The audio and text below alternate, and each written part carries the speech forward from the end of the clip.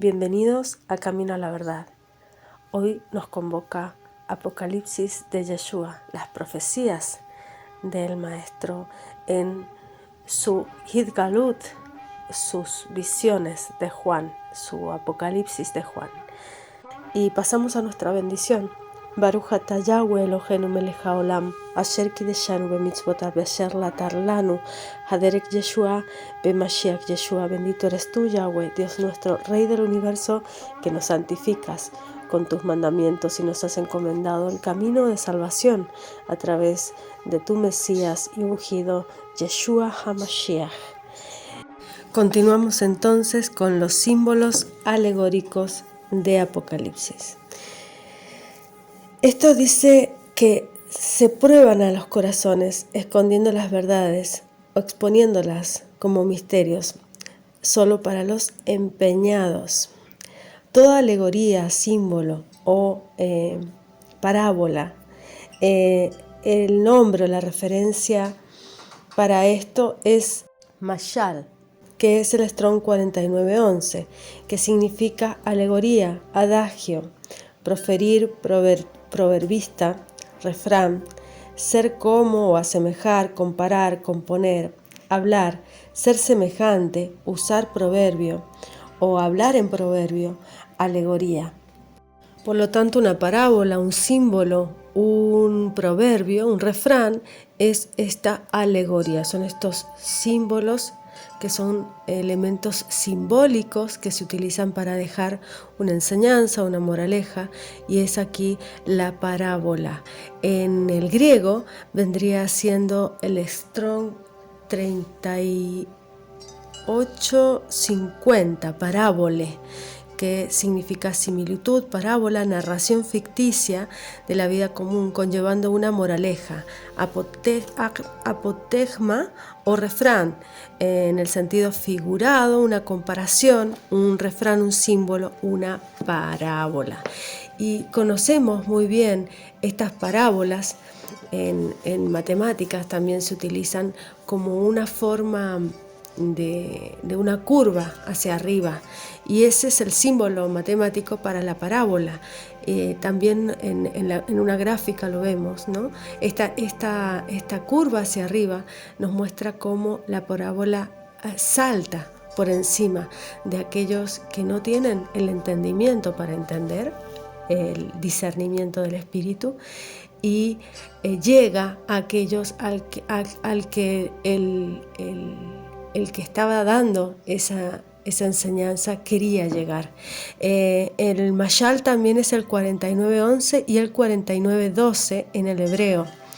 El Mashal también simboliza en algún sentido del origen de superioridad en acción mental,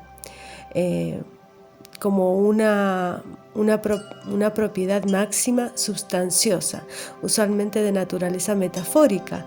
De aquí es el símil, como adagio, poema, discurso. Discurso, ejemplo, escarmiento también, parábola, proverbio y refrán. Entonces sabemos muy bien estos mashals que hablaba Yeshua. Él hablaba todo en parábolas y a las gentes nada les hablaba que no fuera en parábolas. Y esto lo vemos en Marcos 4, del 9 al 12. Y decía nuestro pastor: entonces les dijo, el que tiene oídos para oír, oiga. Y cuando estuvo solo, les preguntaron los que estaban cerca de él con los 12 sobre la parábola. Ahí está la palabra parábola. Y él les dijo, a vosotros es dado saber el misterio del reino de Elohim, mas a los que están fuera, por parábolas, todas las cosas, para que viendo vean y no echen de ver, y oyendo oigan y no entiendan, porque no se conviertan y les sean perdonados los pecados. ¿No sabéis esta parábola? ¿Cómo pues entenderéis todas las parábolas? El que siembra es el que siembra la palabra. Entonces ahí es donde él les explica abiertamente lo que significa esta parábola del sembrador, y les hace entender cómo hay quienes sin entendimiento por más que escuchen, no entenderán. Y por más que oigan, no se quedará en ellos la palabra. ¿Por qué? Porque viene el maligno y arrebata esta palabra. Entonces, ¿en dónde entrará la palabra? ¿En dónde dará simiente? Y finalmente será árbol para que dé fruto, solo en aquellos que sean buena tierra. Entonces por eso Él se refiere siempre a los que tengan oído, el que entienda, lea, el que lea, entienda, el que tenga oído, que oiga. Porque no es porque no tengan oídos, sino porque el oído que oye es solo aquel que tiene el entendimiento. Esto está en Mateo 24. Y dice, dichos los que oigan esta profecía. Esto está en Apocalipsis 1:3. Que dice, bienaventurado el que lee y los que oyen las palabras de esta profecía y guardan las cosas en ella escritas, porque el tiempo está cerca. O sea, no es solamente leer, no es solamente escuchar, sino deben guardar.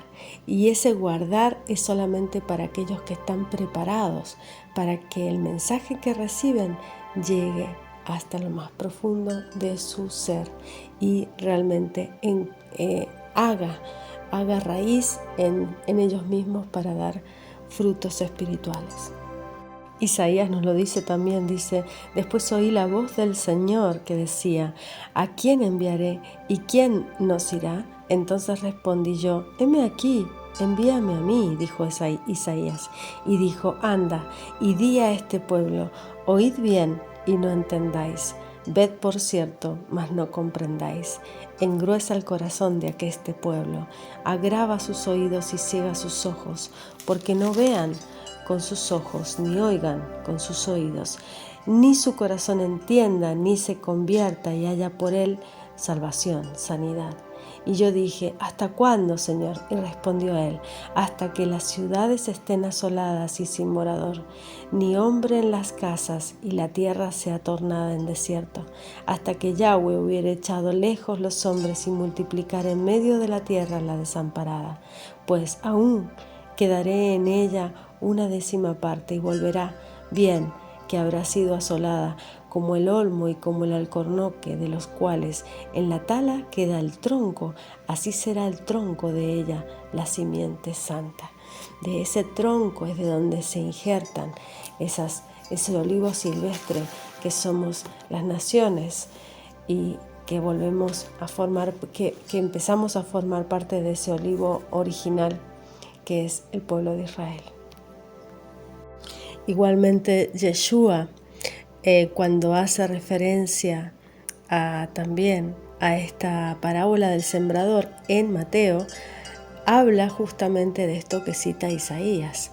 En el capítulo 13, donde nombra esta parábola del sembrador y explica esta profecía, nombra las palabras del profeta, dice, de manera que se cumpla en ellos la profecía de Isaías, que dice, de oído oiréis y no entenderéis, dice Yeshua, y viendo veréis y no miraréis, refiriéndose a sí mismo, a la luz que vino al mundo, porque el corazón de este pueblo está engrosado, y de los oídos oyen pesadamente, y de sus ojos guiñan, para que no vean, de los ojos oigan, de los oídos del corazón entiendan, se conviertan, y yo los salve. Dice, bienaventurados vuestros ojos porque ven, vuestros oídos porque oyen, porque de cierto os digo que muchos profetas y justos desearon ver lo que veis, y no lo vieron, oír lo que oís, y no lo oyeron. A eso hace referencia Yeshua en este versículo, a Isaías, cuando él lo nombra esto, este endurecimiento que vendría al pueblo que no aceptara al profeta de profetas, Yeshua HaMashiach. En el libro de Josué también leemos en el capítulo 1, del versículo 7 al 9, cuando dice, solamente te esfuerces y seas muy valiente para cuidar de hacer conforme a toda la ley que mi siervo Moisés te mandó. No te apartes de ella, ni a diestra ni a siniestra, para que seas prosperado en todas las cosas que emprendieres. El libro de aquesta ley nunca se apartará de tu boca, antes de día y de noche meditarás en él, para que guardes y hagas conforme a todo lo que en él está está escrito, porque entonces harás prosperar tu camino, tu derech, y todo te saldrá bien. Mira que te mando, le dice el Señor a Josué, que te esfuerces y seas valientes. No temas ni desmayes, porque Yahweh tu Elohim será contigo en donde quiera que fueres. Y Yehoshua, Josué, mandó a los oficiales del pueblo diciendo: pasad por medio del campo y mandad al pueblo diciendo: preveníos de comida, porque dentro de 3 días pasaréis el Jordán, para que entréis a poseer la tierra que Yahweh vuestro Elohim os da para que la poseáis. Debemos pasar por las aguas, debemos pasar por la palabra, debemos caminar por ese camino que el Padre nos deja, ese camino de aguas que es su Torá, los profetas, los salmos y los escritos. Y estas parábolas de las que hablaba Yeshua estaban basadas, son mashals, son proverbios, son parábolas basadas justamente en la palabra del Padre. Yehoshua, Josué y Yeshua, ninguno de los dos habló sus propias palabras. Los dos fueron mensajeros del Padre, y Yeshua trajo no solamente el mensaje del Padre, sino que lo hizo en carne propia, lo hizo en su propia vida, en la manifestación de todo su camino y de su sacrificio. Y todo lo que enseñaba era a través de estos mashals, de estos proverbios que llevaban este conocimiento de la escritura, tanto de la Torá como de los profetas y de los salmos. Por lo tanto, esto es lo que dicen muchos profetas, y otros anhelaron oír, anhelaron entender, anhelaron ver lo que ustedes están viendo hoy, entender lo que ustedes están entendiendo hoy.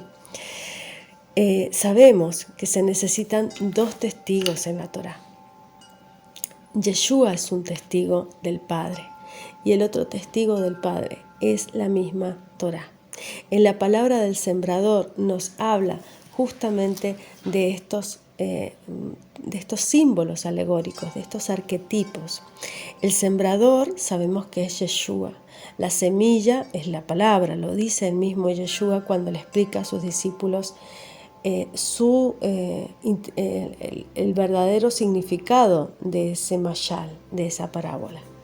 Camino es a través de donde vamos, es la vida misma que elegimos, es esa persona que camina a través del cuerpo, ¿no? Las aves es el maligno, es todo aquello que se comieron, el polvo de la tierra, ¿no?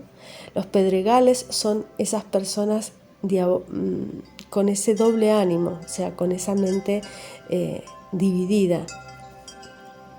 También tenemos en la tierra, que es la representación de la humanidad más física, más corpórea, más materialista, como los cielos son ese mundo espiritual, ¿no? Los espinos son las riquezas, los afanes de la vida, que tienen, cuando hablamos de estos espinos, que no llegan a tener esa profundidad, ¿no? Que son cosas vanas que nos da esta vida. La buena tierra son aquellos creyentes que obran con integridad, que obran en consecuencia de la palabra que reciben. ¿Qué significa que no tengan raíz, que se secan? ¿Qué significa que el sol los quemó? Esto significa que la prueba, el fuego de la prueba, la falta de agua, cuando la raíz se seca es por falta de agua, es el fuego de la prueba en un momento en que no hay palabra, que no hay ese aceite que se produce por el conocimiento de la palabra, es que produce esa sequedad, esa muerte de la raíz, y por tanto la pérdida de esa simiente, ¿no? De esa palabra que ha sido dada. Y los frutos son aquellos que son del Espíritu, son aquellos que obtenemos por cumplir, por experimentar en nosotros mismos, en obediencia, la palabra. Y entonces ahora leemos la explicación de Yeshua, teniendo ya todo el vocabulario traducido por lo que Él mismo nos explica en su palabra. En capítulos 13, a partir del versículo 19, y leo hacia abajo. Oyendo cualquiera la palabra del reino y no entendiéndola, viene el malo, arrebata lo que fue sembrado en su corazón. Este es el que fue sembrado junto al camino.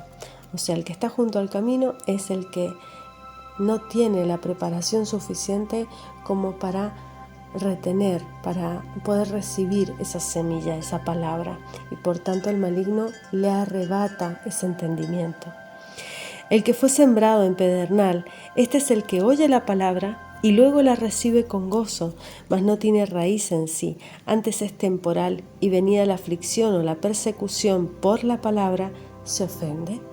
Entonces, con la persecución, con el miedo, esa palabra desaparece, deja de estar en su mente en los momentos de dificultad.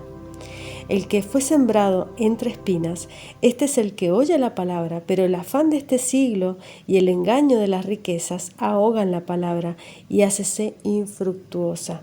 Entonces aquí dejo dos referencias para que las lean, Marcos 4:8 y Juan 15:5. Por tanto, esta es la palabra que por el engaño del siglo y las riquezas, por la comodidad, dejan de lado. Dice, mas el que fue sembrado en buena tierra, este es el que oye, entiende la palabra, y el que lleva fruto, y lleva uno a 100, otro a 60 y otro a 30. Esa es la explicación de la parábola de la simiente. Y por tanto entendemos que toda la escritura y todas las parábolas que habló Yeshua tienen una explicación más profunda, una explicación del símbolo. Él hablaba a través de símbolos, así como hablaban muchos maestros en la misma época, porque era un maestro de justicia, un maestro de Torá. Por tanto, él daba justicia, él hacía que sus discípulos caminaran en la justicia, en la justa apreciación y entendimiento del mandamiento. Por lo tanto, hay varios símbolos dentro del texto de la Escritura. En figuras alegóricas está, por ejemplo, los 4 ángulos de la tierra, que son las 4 direcciones cardinales. Esto está en Jeremías 49:36. Las 4 bestias o los seres vivientes son estos seres especiales, estos seres divinos que pueden representar también el ADN, la adenina, la citosina, la guanina y la timina, representación celestial de la gloria del Eterno. Esto está en Apocalipsis capítulo 5, capítulo 4 y capítulo 6. El abismo profundo que representa la tierra en un estado caótico, oscura y vacía. Eso es lo que hace la referencia bíblica, pero en realidad es un abismo profundo esta referencia del estado de turbulencia de la tierra.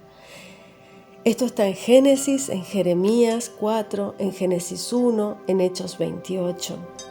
El ángel, que es todo ángel, es nombrado en la Escritura, es un malaj, y malaj significa mensajero. Esto está en Daniel, nombra varios mensajeros, Daniel 8 y Daniel 9, y en Lucas 1:19. El arca del templo también tenemos como una figura alegórica, es el trono de la misericordia donde Elohim mora. El arco es el éxito en la guerra, es un éxito contra el mal, es algo contra el mal. La atadura simboliza una cadena por distintas circunstancias. Un águila representa la velocidad, el poder, la visión. Las alas representan la velocidad. El aceite es el Espíritu Santo. El arco iris es un pacto honrado. La apostasía, por ejemplo, es la representación del anticristo. También representa el camino a la perdición y todo lo que hace que te separes de Elohim. Esto está en Efesios 2 y también en Apocalipsis, cuando nos nombra el hombre de pecado o hijo de perdición. De esto vamos a hablar más adelante. Esto nos lo explica en Efesios capítulo 2, y leo antes en el capítulo 1, que dice, lo cual obró en Cristo, en el Mesías, resucitándole de los muertos y colocándole a su diestra en los cielos, sobre todo principado. Él está sobre todo principado, sobre toda potestad y potencia y señorío, y todo nombre que se nombra, no solo en este siglo, mas aún en el venidero. Sometió todas las cosas debajo de sus pies y diólo por cabeza sobre las cosas de la Iglesia, de la asamblea de los santos, la cual es su cuerpo, la plenitud de aquel que hinche todas las cosas en todos, el que es todo en todos, el Elohim, el Dios Todopoderoso, ¿no? Y de ella recibisteis vosotros, que estabais muertos en vuestros delitos y pecados. Nosotros estamos muertos en vida y volvimos a la vida a través del Espíritu en la promesa cumplida. Somos hijos de esa promesa cumplida en Yeshua.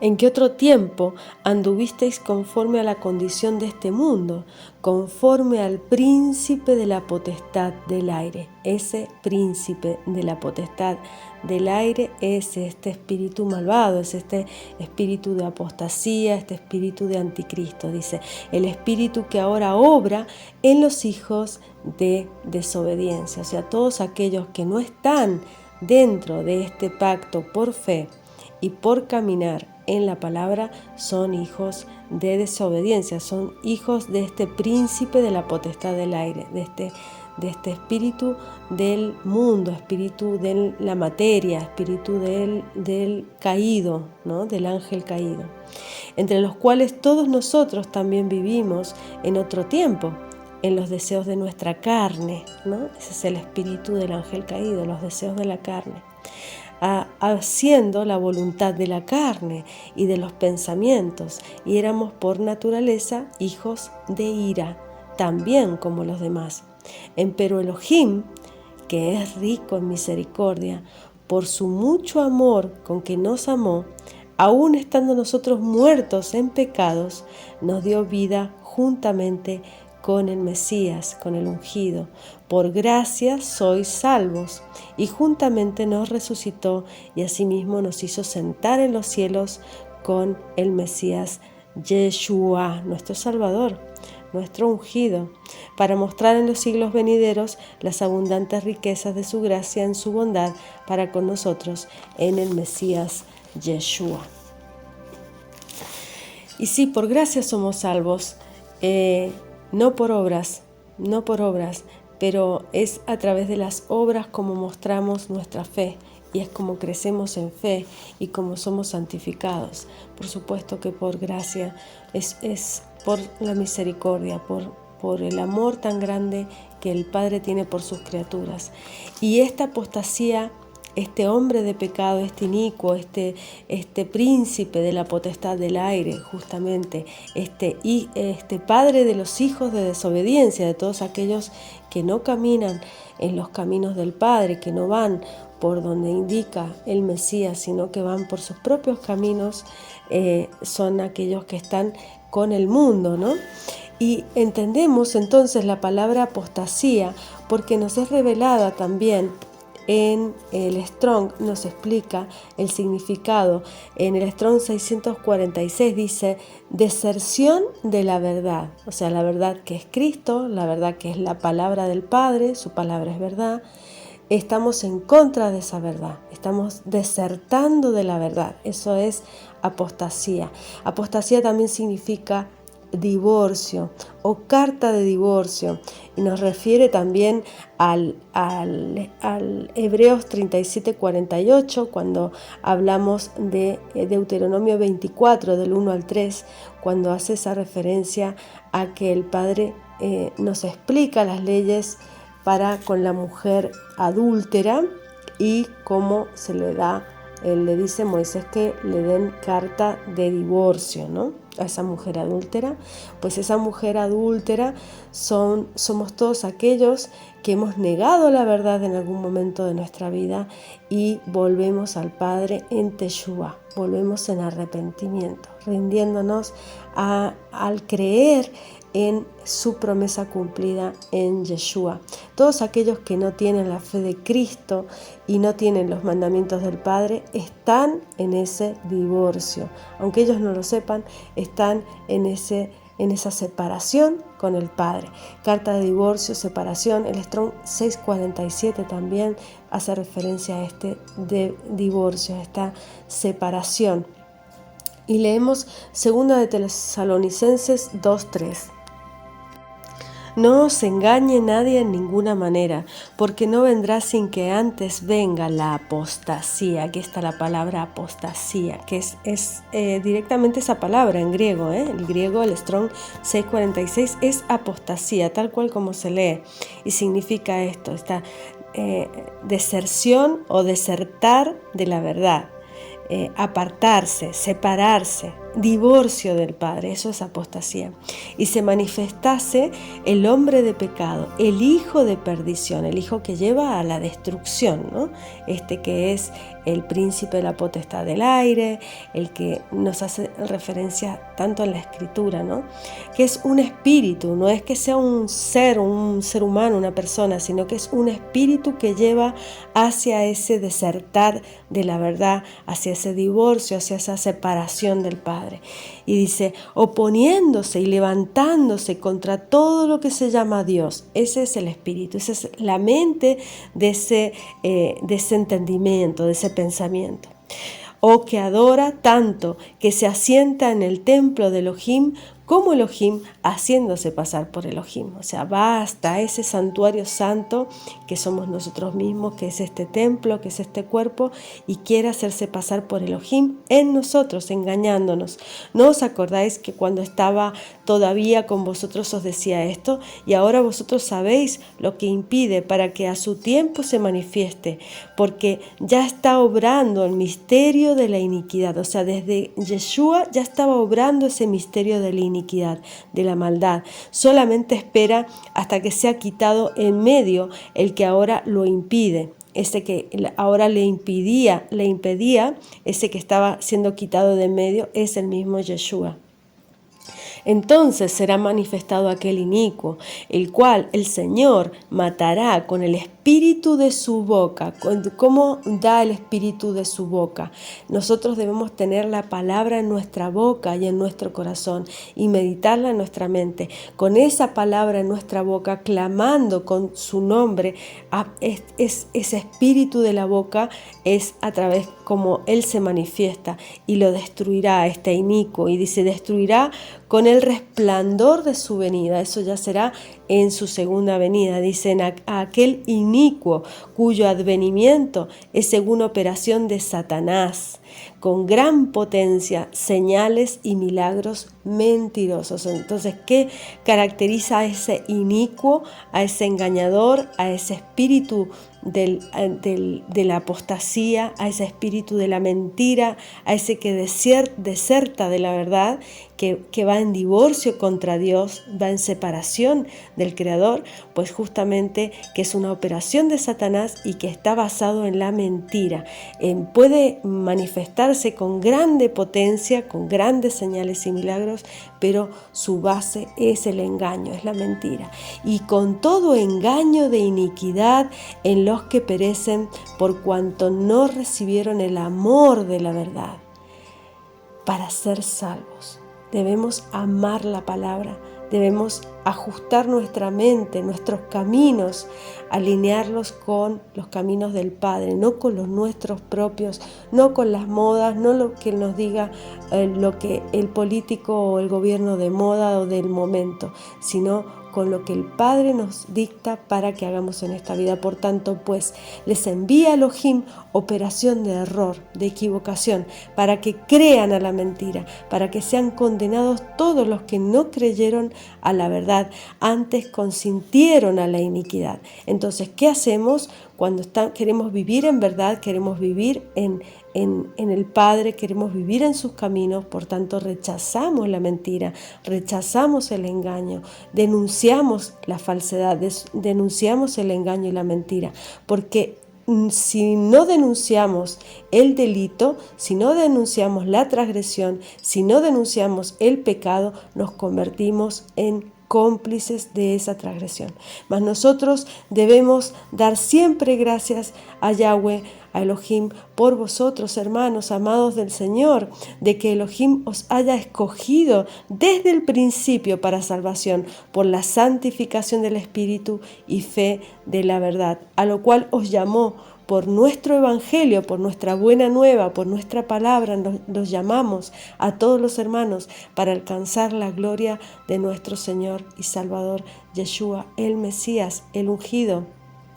Así que, hermanos, estad firmes, retened la doctrina que habéis aprendido, sea por palabra o por carta, y el mismo Señor nuestro, Yeshua el Mesías, y el Elohim y Padre nuestro, el cual nos amó y nos dio consolación eterna y buena esperanza para gracia, consuele nuestros corazones y os confirme en toda buena palabra y en toda buena obra.